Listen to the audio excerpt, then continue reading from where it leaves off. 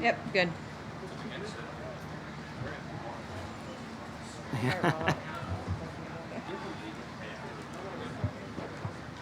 Mine are all coming in. I'm going to do media now. I'll talk to you in a few minutes, okay? Jason, in the back.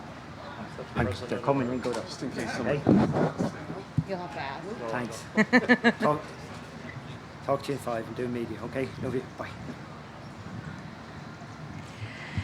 There we go. It is my pleasure to introduce the champion of the 42nd U.S. Senior Open, Padraig Harrington. How do those words sound? Champion of the Senior Open. Really good. I think I said it here yesterday. You know, when you come to the Champions Tour, it's here to win tournaments and win the big tournaments. Try and win the majors.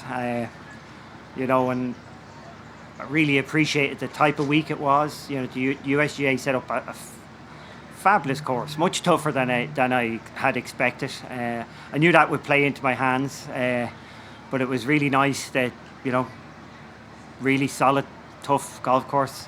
Saucon Valley is excellent, and you know, obviously there's a lot of pressure on this type of style of golf course when you're leading. You don't want to make a mistake.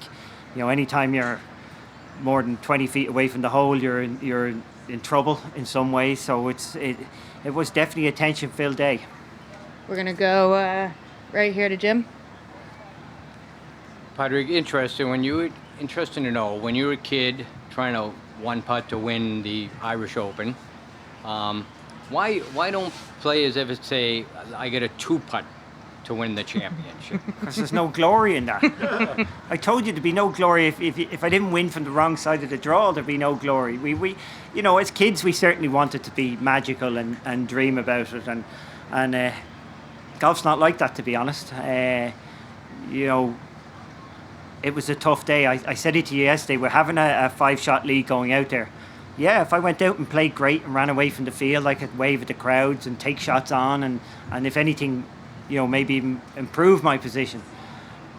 But golf just doesn't be like that. It always, how many times do we see it? It always comes down to the last couple of holes. And you know, when it got very tight, my caddy just kept reminding me that, you know, if we were told we were going to be in this position on Sunday when we arrived here, you know, and a week in advance, if we were told we were going to be, you know, with a 1-shot lead, we'd be very happy. And you know, I had to take it as an opportunity the last couple of holes. I think it's harder. It is very hard with a 5-shot lead. You're definitely very defensive. The last couple of holes, you know, I suppose when I got back to 1-shot lead, I was still somewhat defensive, but it's a position you want to be in. I didn't enjoy hitting that putt in the last from 3 feet, but you just have to accept that if you want to win tournaments, you've got to put yourself out there, and you know, it could have been bad, but I got the glory instead. Joe. Padraig, were you aware of what was going on ahead of you with Steve?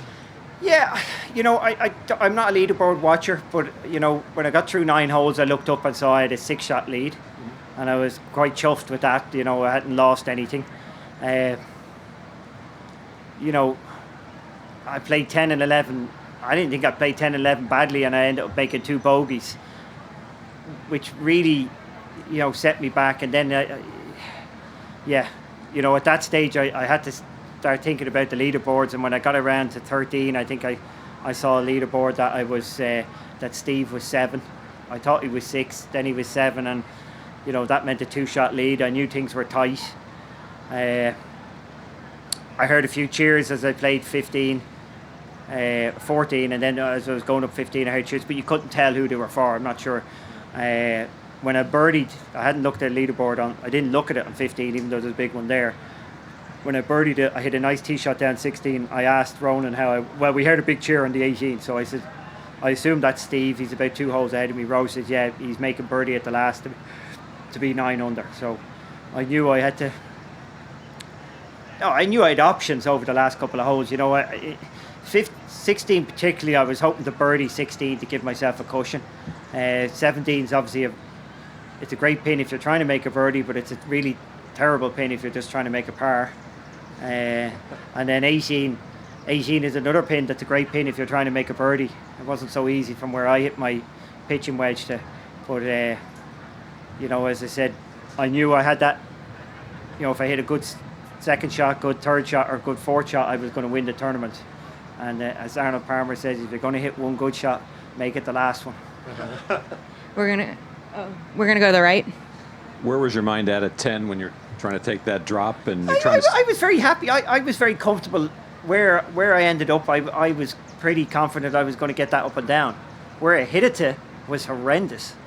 I ended up in a like a little cupped area on a downslope. I had no shot for my third shot. I thought for my second shot I was happy. I thought that was a mega break for me not to be, you know, if that plugged in the sand, I would have been hacking it into the sand. I would have made 5 probably if it plugged in the sand, but I thought plugging in the bank, getting to place it on the upslope, you know, maybe the stance was a bit awkward, and certainly I could have, you know, I could have placed the ball gently and made it so I could have gone further and further away, but I knew I could place it there and play it, and I didn't think it was a bad spot, even though it was a funny stance, and I just mishit the shot. You know, it was a bad shot I hit. We're going to go to your left, Michael. Patrick, 274 is an unbelievable score in this golf course. Shows I got it to 10 under par at a USGA event. I was very anxious about that. When I got to 10 under par on day 2, I said, oh no, 10 under par at USGA.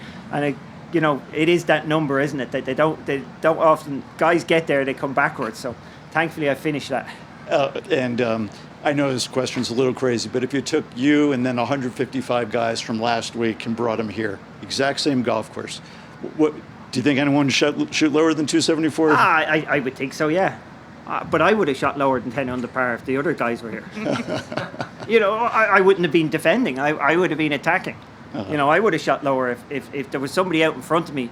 Yeah, I think I would have shot lower. But, you know, if you put a field of those young guys out there, you know, it's the depth is very strong.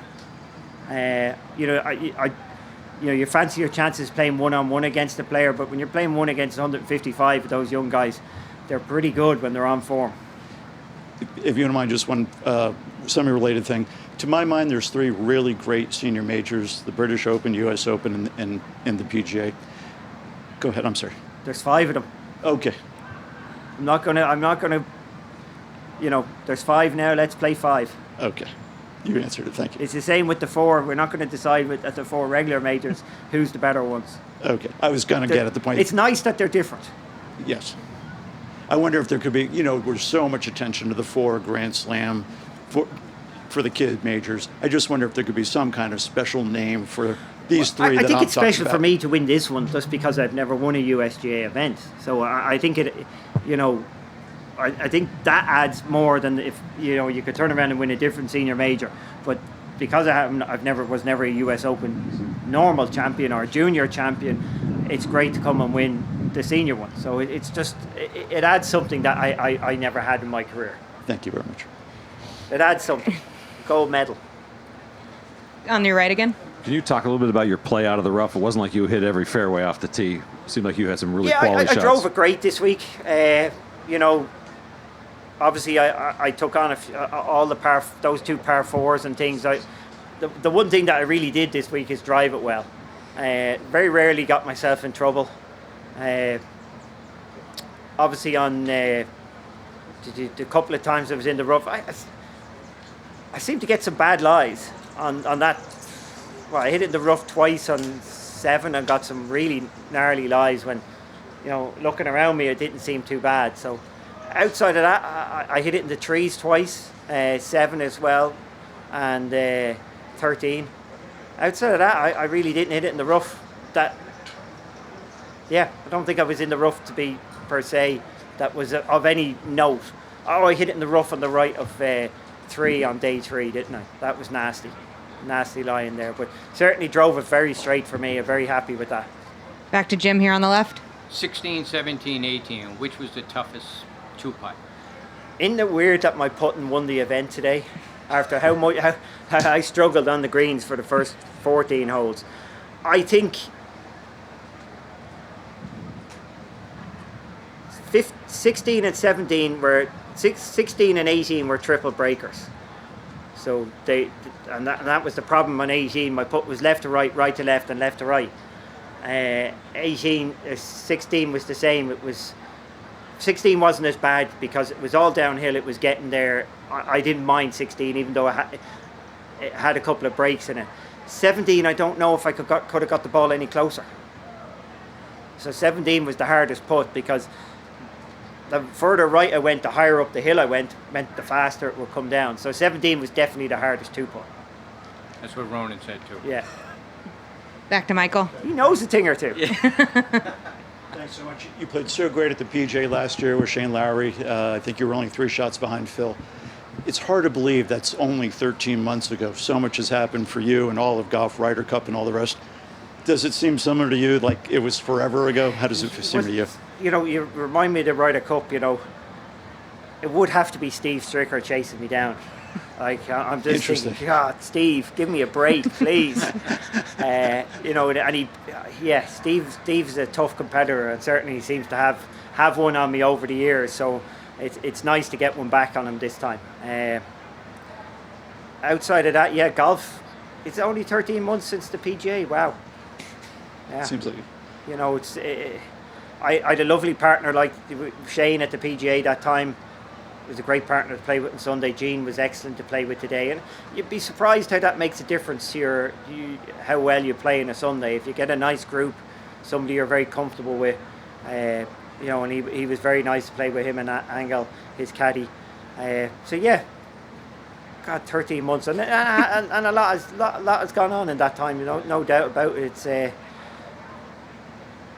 did they say interesting times is a curse? May your life be interesting, something like that. Certainly, yeah, plenty of drama going on in the world of golf. Well, before we let you go, we're going to welcome up Thomas Ripson, CEO of CF Martin, who has one more gift for you. Oh my God.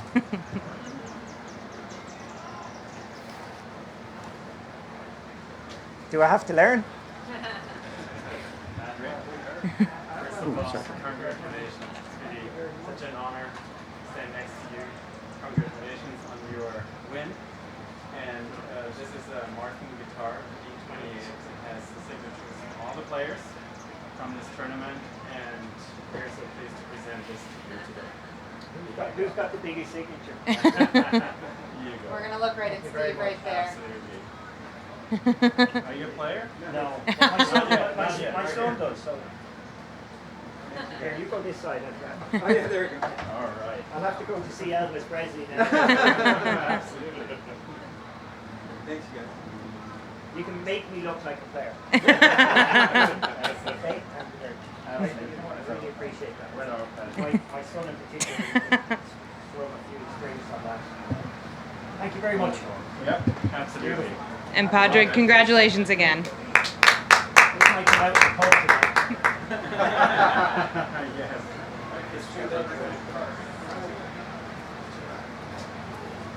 He's okay to play. It's for playing. Good. I don't want. Playing and for enjoyment. Okay. And I'll make sure I find somebody who will play.